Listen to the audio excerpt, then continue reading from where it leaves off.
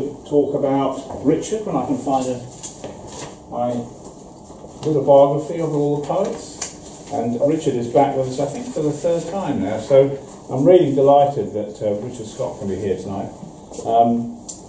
He was born in London in 1981. His poems have appeared widely in magazines, including Poetry Review, Poetry London and Butt magazine.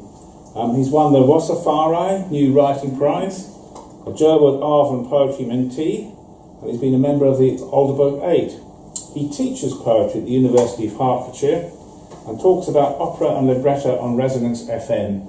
And if you want to have some of his work in your hands to take home, his pamphlet Wound is published by Rialto this year. Is that soon, Richard?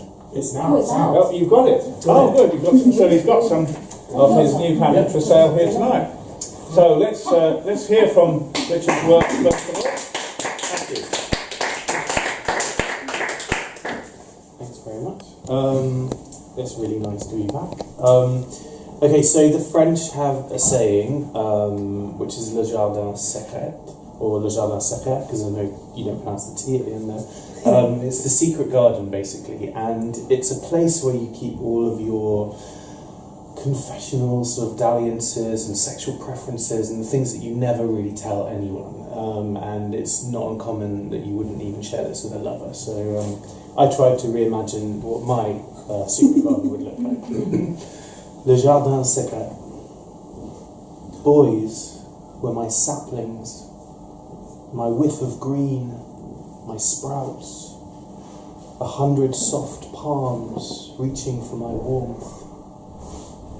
Boys were my herbs, square-stemmed, furred, scented with musk, dank clove and lovage. Boys were my crops, my red-ripe yield, my seeds, each one exploding onto my lips like sherbet. Boys were my vines, my creepers, my climbers, tattooing my neck, back and thighs with suckle. Boys were my nettles, my thistles, my thorns, tickling me with scratches and painting me scarlet. Boys were my berries, my doll's eyes, my yew, bitter on the tongue, dizzying and psychedelic. Boys were my pitchers, my fly traps, my Venus, a petalled mouth, wet throat around a grave.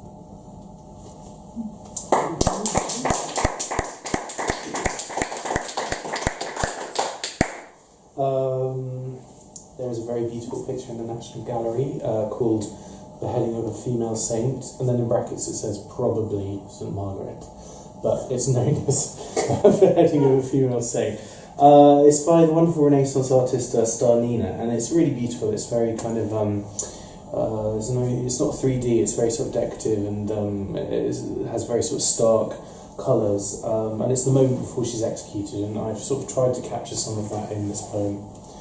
Beheading of a Female Saint. I have come to the gallery to witness the execution of a woman.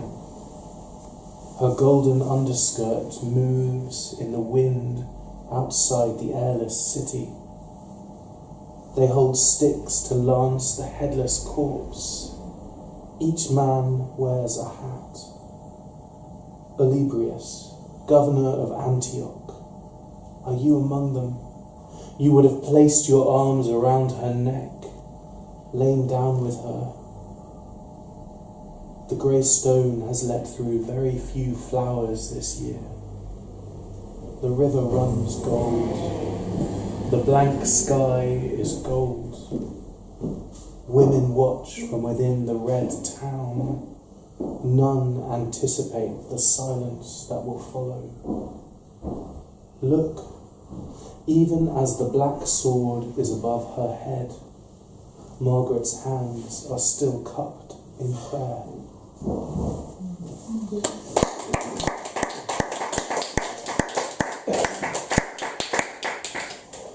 I'm going to read an animal poem because Pete was reading some animal poems. So, the only words that you might need to know in this poem are Balanquois and Tombe, and they are ballet moves, ballet positions. And I wrote this after having counselling, like many. I mean, I wrote it, sort of maybe last year, but when I was a student, I had lots of counselling, as students sometimes do. And and the counsellor kept trying to relate all of my sort of like quandaries or issues back to one sort of central point. So this sort of is that need to kind of identify all your problems with one thing is what's behind this poem.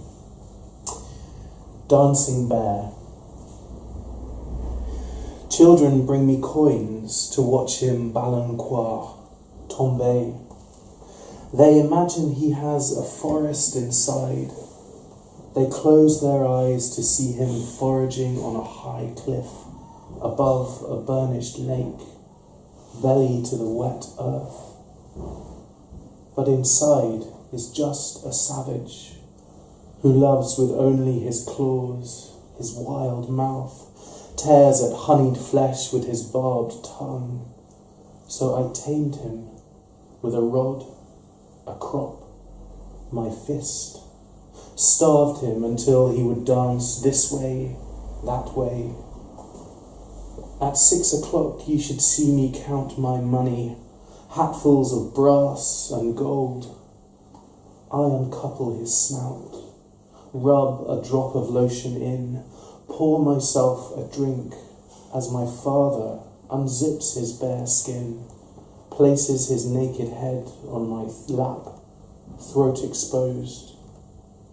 He apologizes to me for all the places on my body his hands have scarred, but I just close his eyes, sing him to sleep, nuzzle his ears, a blade in my other hand.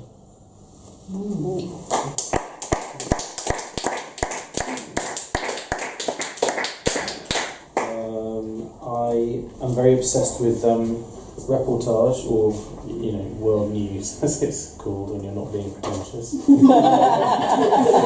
And I'm also very obsessed with reading stories about how LGBT people are treated across the globe, and how sometimes you can get a nice surprise, and more often than not you get a sort of horrendous shock about the reality of life in other countries. And I feel very blessed to be able to write about what I write about in this country, and people to be so supportive.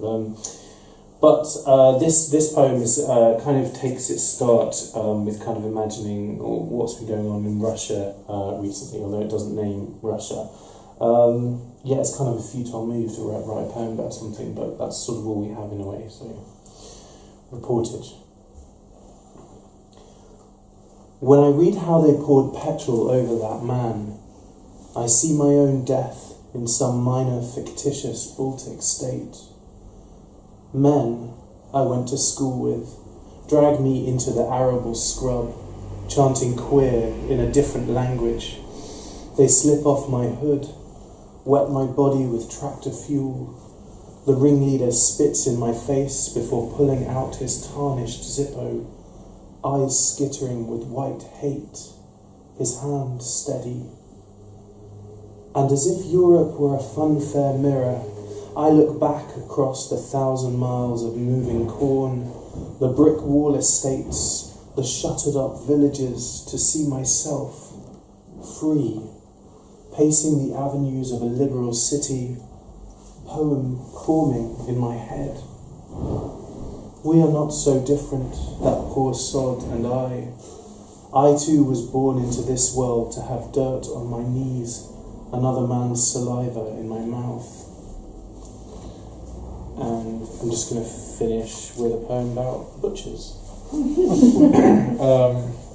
Thanks very much, Patrick. I don't think I need to preference this with anything other than I like butchers. The Butcher's Apprentice. Above the blue bottles and dying wasps, I watch his hands grappling with quartered flesh, the blonde hairs striped with blood. He is how I imagine a Grecian statue painted, poppy-cheeked, sunburnt skin, eyes white with labour. Then comes his mythical paring knife, mottled from use, nicks from when the fine edge had caught on bone, handle rubbed away to nothing. and on his salty forehead, blood smear from the Minotaur's own pelt. I have imagined myself his victim nightly, reduced myself to meat, shin, heart, topside, marrow, convinced I'll feel nothing as he cleaves my rib cage in two, my blood rinsing his hands like the black Mediterranean.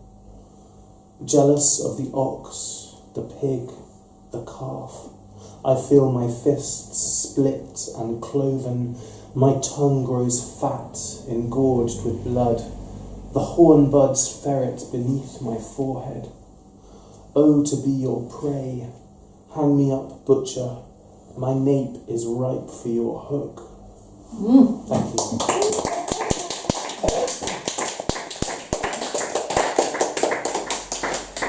Well, thank you, Richard, for a beautiful first half. More applause for Richard, please. Okay, we're going to take a 20-minute break, so if you can form an orderly queue at the bar. And we'll be back with more poetry in the second half. Thank you very much. Can we have a little bit of a round of applause for everybody reading so far? Yay.